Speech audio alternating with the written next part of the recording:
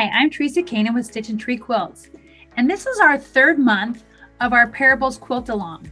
This month we'll be doing block 6 and block 7 of our quilt along. In block 6, it finishes at an 8-inch block, and it's the parable that the moneylender forgives unequal debts. Both of the parables have something to do with generosity. Before we begin, would you please join me in prayer? Generous and giving God, you created us male and female in your image. Because we are made in your image, we are made to reflect your giving and generous nature. Therefore, we ask that you mold us to better reflect this image. Shape our hearts, our minds, and souls, that we might learn to give as freely as you give.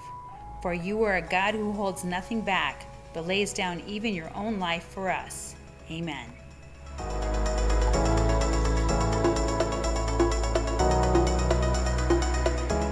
Let's take a look at the pattern. Page 1 of the pattern has an image of the block, the cutting instructions, the parable for Moneylender Forgives Unequal Debts, and a devotional message about the parable. At the bottom of the page is a short prayer that you can say while you're making your block or while you're reflecting on the parable itself. Page 2 of the pattern includes all the instructions you need for piecing and pressing your individual units. Take note that the half square units have a left and a right to them. So make sure that you're placing your half squares in the direction that is indicated with the images on the pattern. And it's really important to press with the direction that the arrows indicate so that when you are putting your final block together, that you don't end up with bulk in the seams. The pattern also indicates the areas where you'll trim the dog ear, and we'll show that in the video.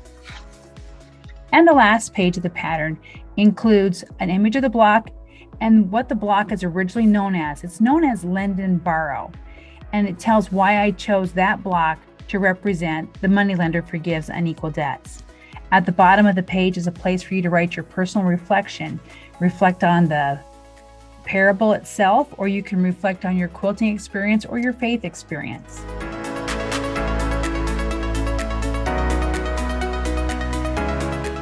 Let's take a look at fabric. Block 6 is an 8-inch finished block. It has a large half square on this side and a smaller half square on this side. So it is a place where you can introduce a larger scale print, or on this side particularly, you could introduce a directional print. I would avoid a directional print on this side simply because it'll be hard to keep all your half square units straight. I'm making the quilt in 2 colorways. In the one colorway, these fabrics from this line were fabrics that I had chosen that I wanted to use. But when I did my Jesus the Teacher quilt, I couldn't use this type of a fabric because it had too large of a scale. So it's going to be perfect for block 6. So I've chosen this red orange because it has the turquoise in it, and I want to make sure I include turquoise in my whole quilt. I'm going to use this fabric for my large half square. For the other side of the half square, I've chosen that background fabric, this peppercorn cotton that brings in some of the tones from that larger scale print, and then this red orange for my accent. Overall, I think that will be a nice look, and it will introduce one more new fabric into my quilt. For my brighter quilt, I've chosen this very wild fabric as my large half square. To calm it down, for my background fabric, this lime green will match up with some of the other fabrics I have in my quilt. And for the small half square units here, this turquoise that has some of the green, some of the orange from that background piece. Again, I can use a large scale print here in this half square simply because it's a larger piece.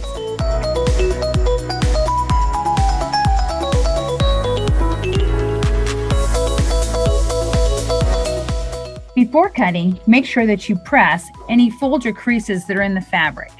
You want to make sure that you're cutting accurately, and that can only happen if you're using a smooth piece of fabric. The large half square for block 6 requires that you cut an 8 7/8 inch square. You only need one, so it's not necessary to have your fabric doubled. I'm going to cut the fabric for both colorways of my quilt at the same time. Now, if you're wanting to fussy cut or if you're using directional fabric, make sure that you have your fabric going the direction that you want it to go. Remember that I had said I wanted to make sure I included the turquoise with my large half square. So I'm going to make sure that I use this section of that large half square. Always begin by removing the selvage. When cutting that 8 7/8 inch unit, make sure you're using a ruler where you can see your 7/8 inch cuts. I like to use a ruler that have perforated lines so I can see through it to see to my edge of my fabric. And you'll begin with an 8 7/8 inch square.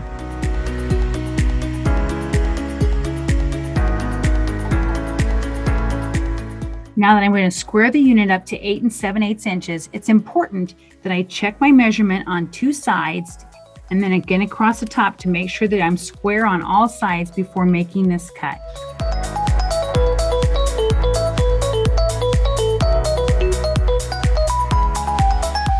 The pattern calls for you to cut this unit in half diagonally, and this is where I'll have to make a choice. Do I want to cut it here to have this be the turquoise that I see? Or do I want to cut it this direction so I can have these two pieces of turquoise? So first I'll audition it to see which way I like it to look. And I'll do that by just holding the ruler over it.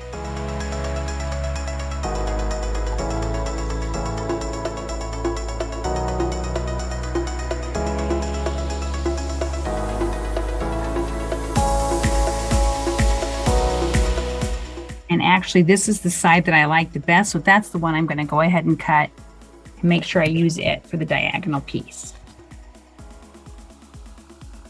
Place a ruler so that you have it touching both corners, and then just cut the unit diagonal.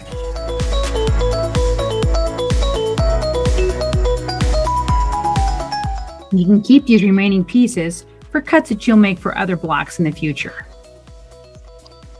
For the background fabric, I'll begin by cutting that large 6 7/8 inch square. Again, I only need one of those 6 7/8 inch squares, so I only need to cut through one layer of the fabric.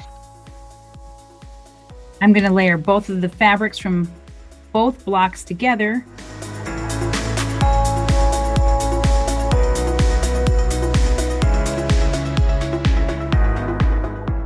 Because I am doing I'm going to layer the fabrics from both blocks together because I am doing two different colorways for my quilt. Again, I want to begin by pressing those wrinkles out of my fabric.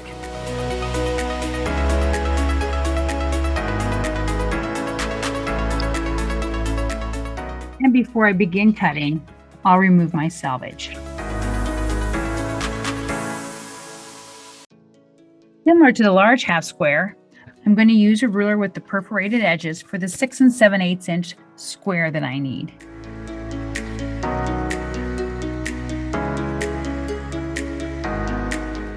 For these small half squares that go around this block, most of them are made by piecing small squares, the 1.5 inch squares together, 13 of those.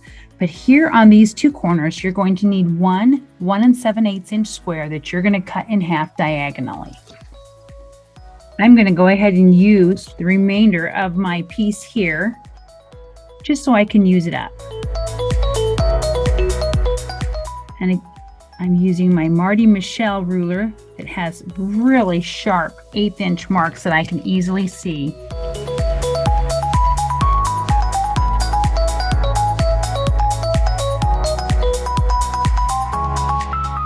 And I'll cut that unit diagonally so that it's ready for the quilt block.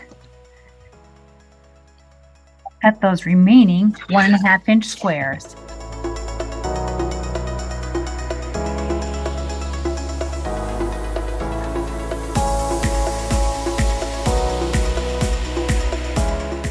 And as I have done in the past, I like to preview the construction of the block and lay out my units on this design mat so I make sure I have all the pieces before I begin.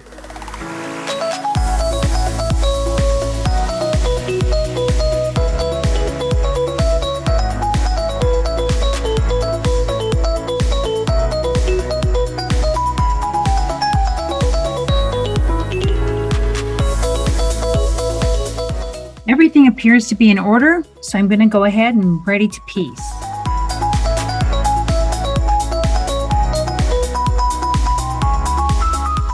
Step 1 of the pattern has you constructing the half square triangles similar to what we did with the 4-inch units that we made, where we place 2 pieces of fabric together with right sides together, and we can either draw or press a horizontal line. So if I'm going to draw the line, I use my ruler and place it from corner to corner. And then draw a line that I can sew on. The method that I prefer, however, especially with these small units, is to take that unit and fold it in half diagonally with the wrong sides together, and to take my iron and hold it in place for 5 seconds. That way, when I press the diagonal seam, I can sew on the pressed line. The other reason why I prefer that method is that when I'm folding the units in half diagonally, I can see immediately if I've maybe cut a square that wasn't perfectly square.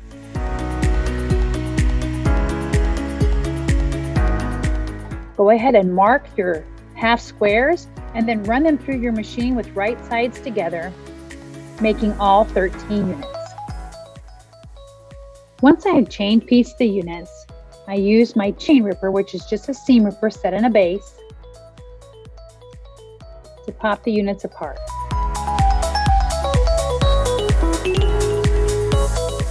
The pattern calls for you to trim the seam to 1/4 inch, and I like to use a ruler to do that, where I place the ruler on the seam with my 1/4 inch line going from corner to corner.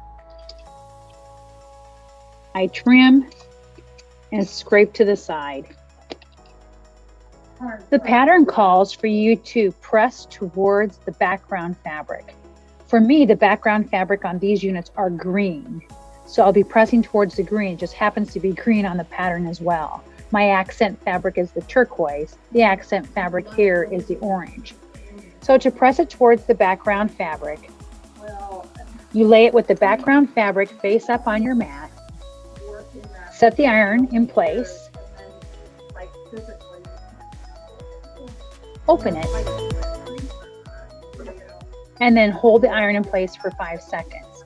I use a dry iron, not a wet iron, because a wet iron will introduce stretch in these units, and they're already on the bias. We don't want to introduce any more stretch than what we have to. The pattern says that these units should measure 1.5 inches square. So it's important to take the unit and to measure and make sure that it does indeed measure 1.5 inches square. Use the diagonal line on your ruler to line it up with the diagonal line on the unit. And if any part of the unit needs to be trimmed, now would be the time to trim it. Or if it's short, now would be the time to adjust your seam.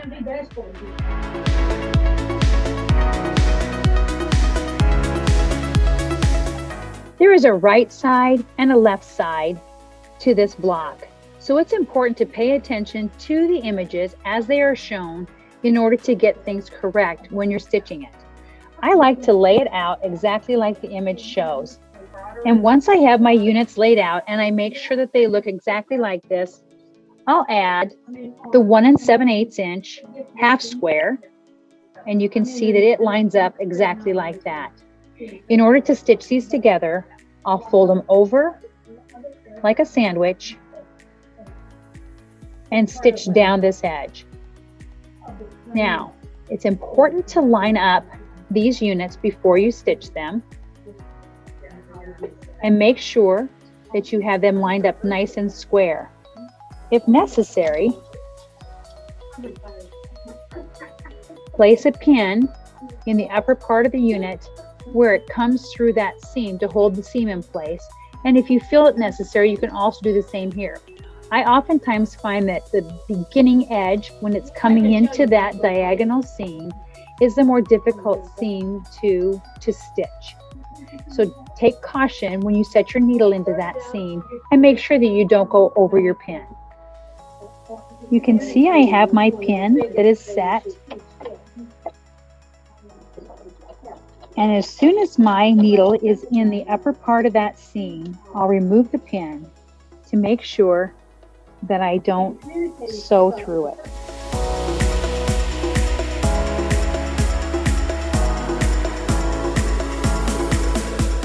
Holding the units so that they match the pattern,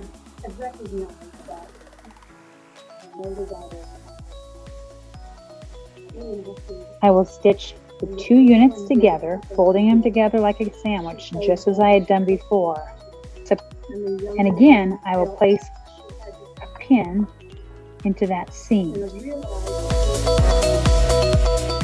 These are the last 2 blocks of the unit, and the pattern would call for you to add the 1 7/8 inch half square to those units.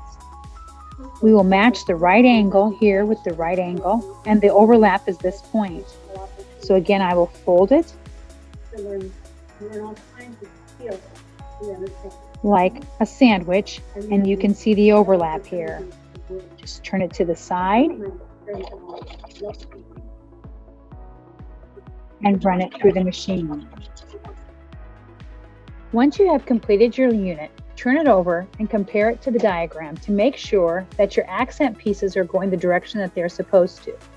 In this case, mine are, and they look like the diagram. So it's time to press.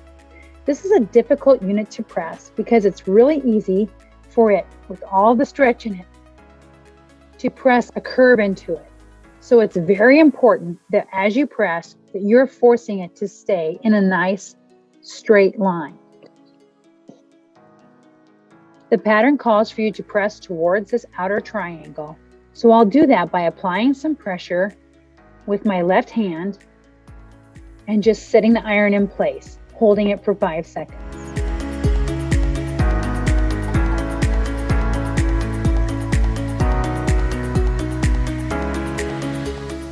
By applying the counter pressure with my left hand, I'm making sure that the unit stays straight. I'm not just driving my iron over it like this.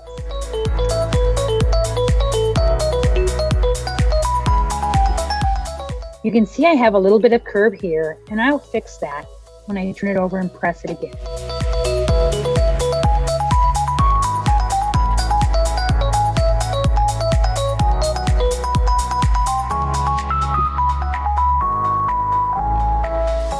The unit has a dog ear, and it's important that I trim that off. I'll just take my scissors and trim it straight and even with the rest of the unit.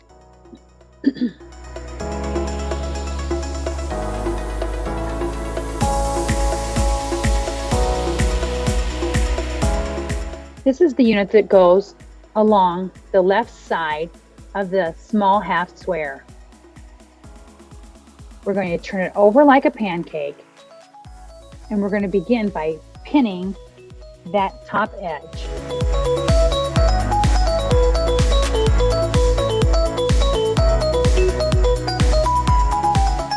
The bottom edge of the unit is just like the other half squares.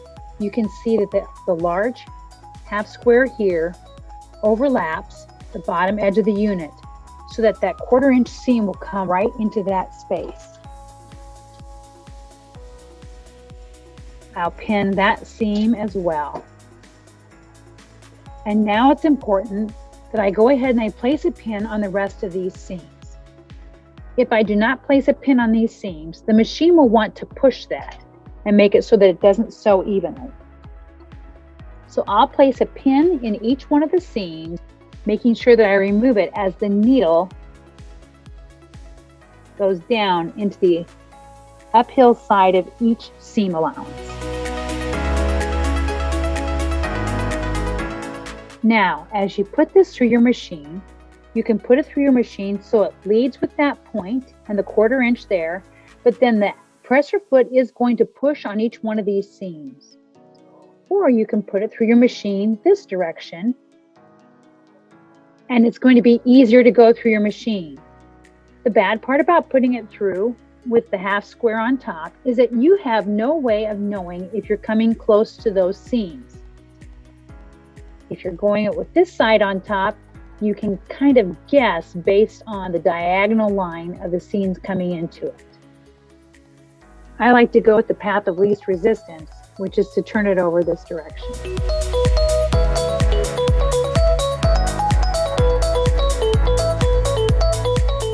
So here I have the two pieces from step 2 stitched together. I did my stitching from this side, and the pattern calls for you to press towards this half square. So I'll set the seam by setting the iron on top with the half square on the top, and I simply will open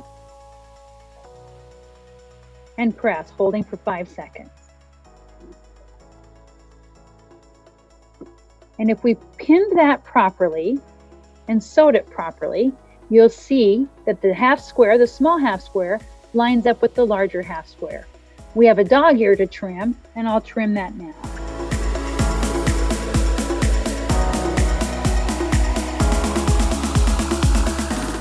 Now if I lay the unit onto my mat, the same direction that the pattern calls for, it's time to lay these pieces in place and prepare to stitch them into a row.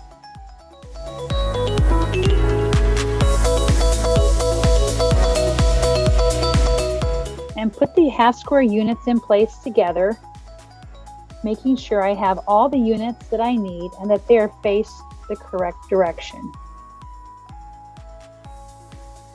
For 7 half square units, and then the last 1 7/8 inch half square piece that will attach, matching the right angle here and overlap here.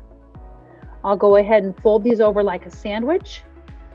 And in this case now, I'll be pinning at the bottom half of my units where the seam comes into it to make sure that that seam doesn't push as I'm stitching. That's going to be really important because I'll be stitching against the press side of the seam. I want to make sure that it doesn't push as it goes through my machine. With the pin inside that seam, I'm able to help guide it into my machine, and once the needle sits into the upside of the seam allowance, I can remove the pin.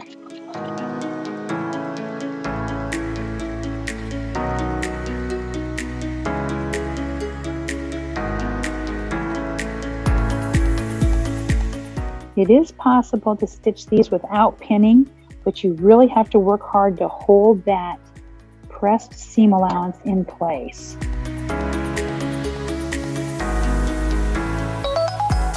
And this is the last unit.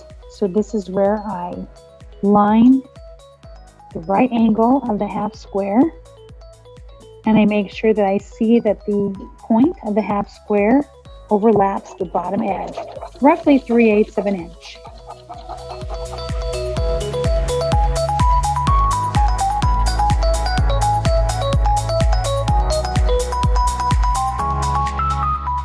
Before I press or stitch the unit in place, I first turn it over to make sure that all my half squares are going the direction that they're supposed to. And since mine seem to be going the right direction, the last thing I check is that the angle of this half square on the end matches up with the angle of this half square, and it does. I'm going the right direction. So it's time to press. In this case, it's telling me to press away from this half square towards this end here. So I'll flip it over and do the same thing I did before, where I apply a counter pressure, holding the unit straight, and then holding the iron in place for 5 seconds.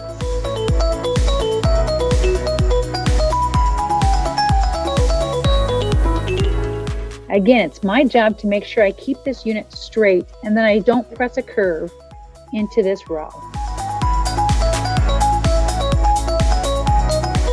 I turn it over and press it again from the top side as well.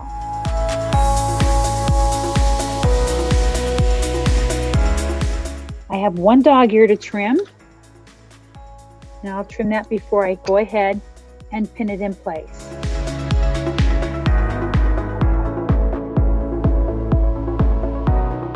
I'll match this first seam .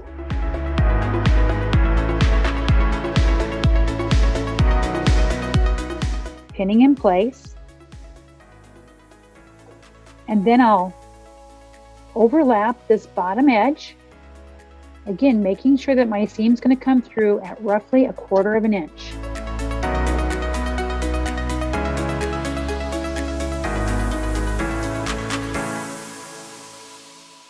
I will pin that unit in place. And then the rest of the units will be pinned on the seams.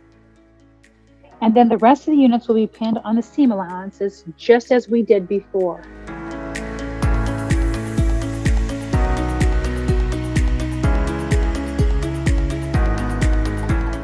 I like to pin the centers first and then pin to the outside.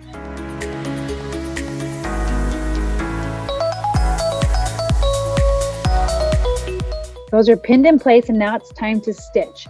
Again, I can stitch from this side, moving to the end, where I can see the seams as they come in there, make sure I'm catching the edges and the points. But I'll be working against that seam allowance, or I can turn it over and work from this side down, and I'm only working against one seam allowance. And because I trust my 1/4 inch, I'm going with the path of least resistance once again.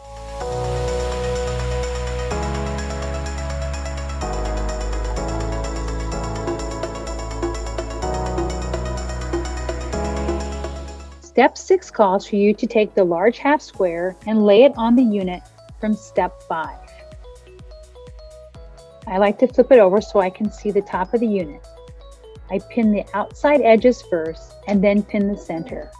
As I run it through my machine, I'm going to take caution as I get to these bulky seams to make sure that my presser foot doesn't push those seams.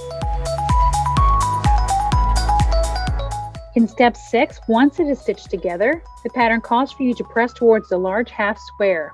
I do that by setting the large half square on top, set the seam with a hot iron,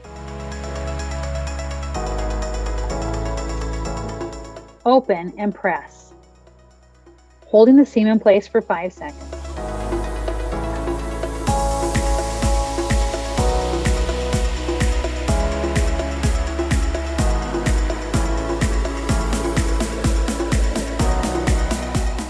And there's my unit, nice and bright and cheerful.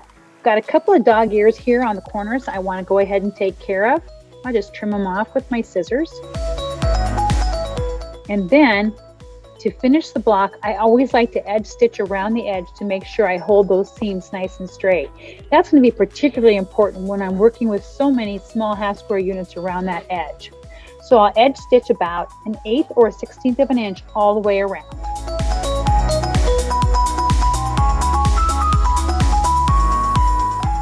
Now that you can see the block 6 is complete, I've laid my blocks on my Jesus the Teacher, and I've got my 4 blocks from last month up above. You can see that the fabrics that I've included in these blocks have now introduced at least one new fabric in each of the quilts and sustained a fabric that I'd chosen from before. That way all my blocks are going to tie together when I finish my whole quilt. I thank you for joining me today. Have a blessed day.